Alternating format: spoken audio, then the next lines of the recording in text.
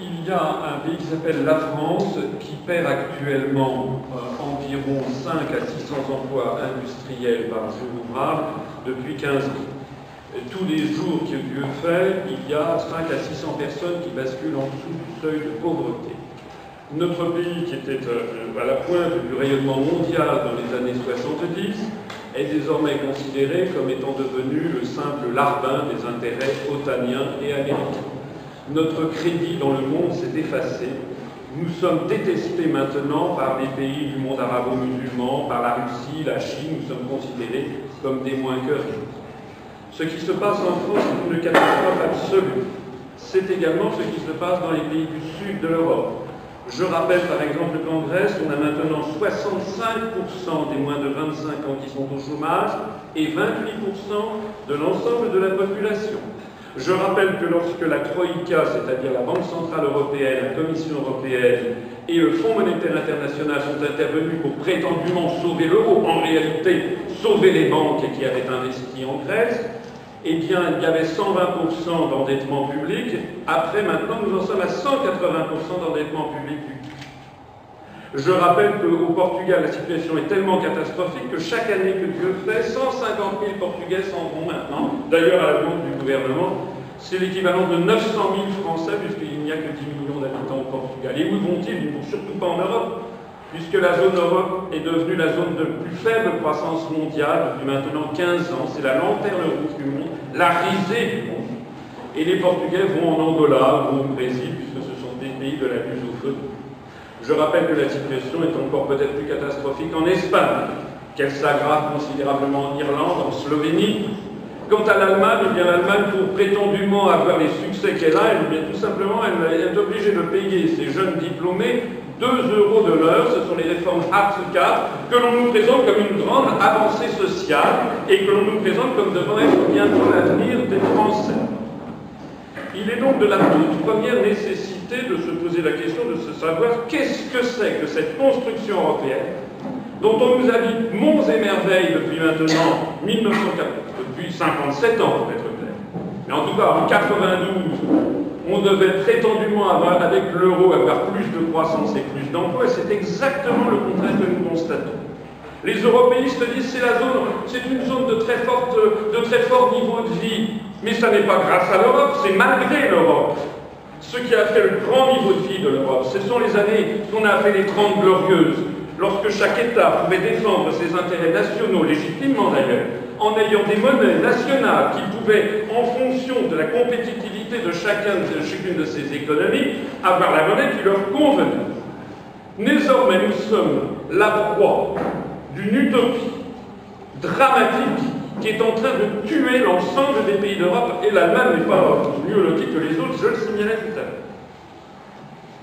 Face à ça, il faut se poser la question de savoir c'est quoi l'Europe. L'Europe n'est pas une construction européenne, l'Union européenne.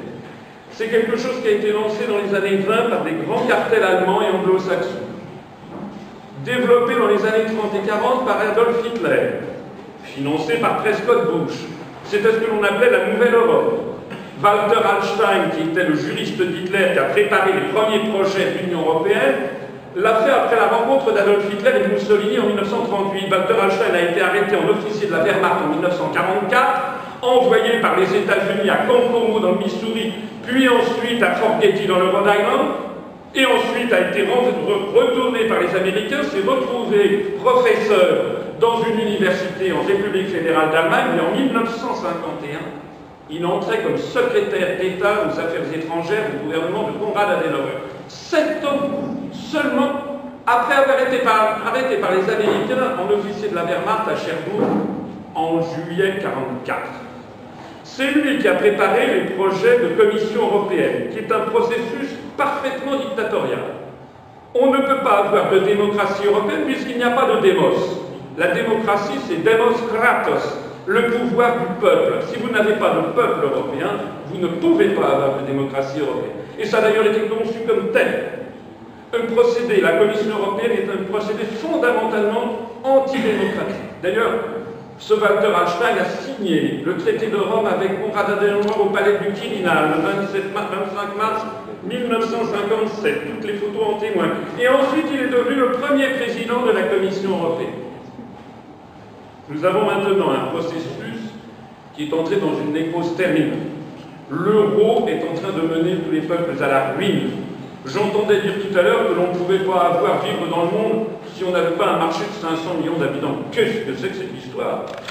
Avez-vous déjà entendu, Madame Borderie, êtes-vous déjà allé à Singapour, qui a 4,5 millions d'habitants, et qui est donc comme la moitié de l'île de France, qui a un niveau de vie supérieur au nôtre et qui a un taux de croissance de 8% par an? Avez-vous déjà été à Taïwan? Avez-vous déjà été en Corée du Sud, au Vietnam?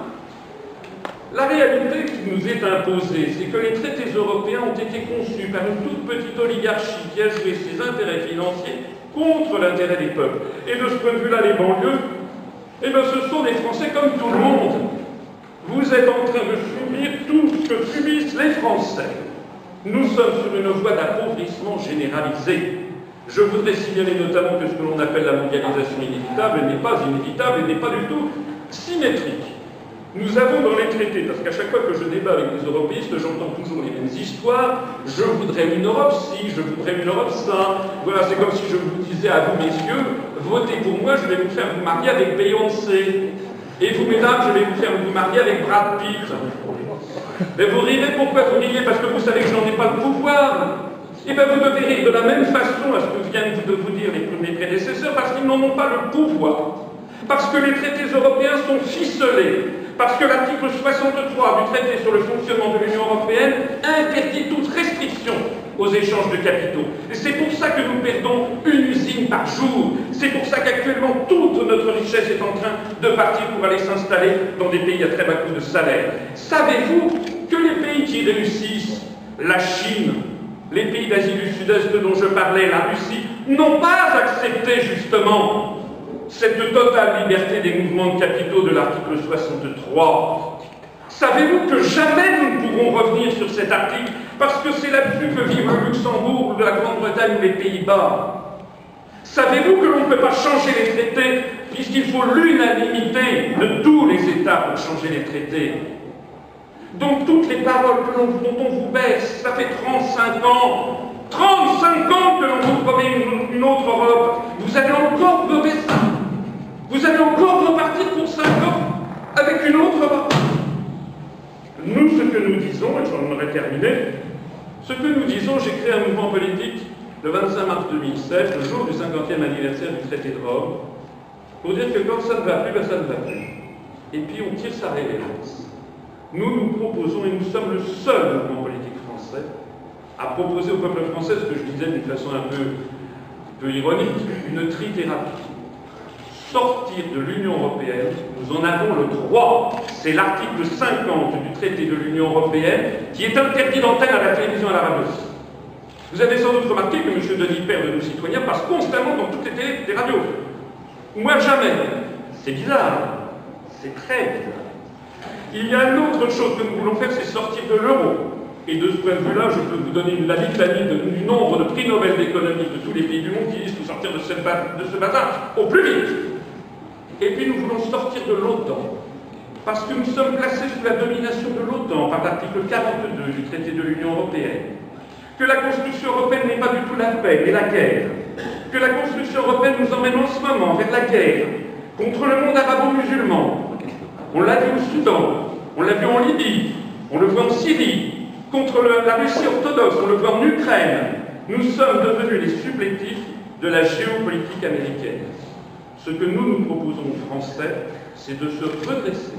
Nous nous adressons aux Français de cœur, parce que dans les Français, il y a des collabos, et puis il y a des résistants. Nous nous adressons aux Français de cœur, nous avons un mouvement politique qui croit à tout à l'heure, bien que interdit des médias de grande diffusion, uniquement par les réseaux sociaux, par Internet, et je signale d'ailleurs que notre site upr.fr est devenu le premier site, ou le deuxième, ça dépend des jours, le plus consulté de tous les partis politiques français, tout simplement parce que nous ne vous prenons pas pour des imbéciles. Nous nous adressons aux Français comme à un peuple raisonnable, qui est capable de comprendre avec intelligence une situation dramatique qui lui est imposée. Je vous remercie de votre attention.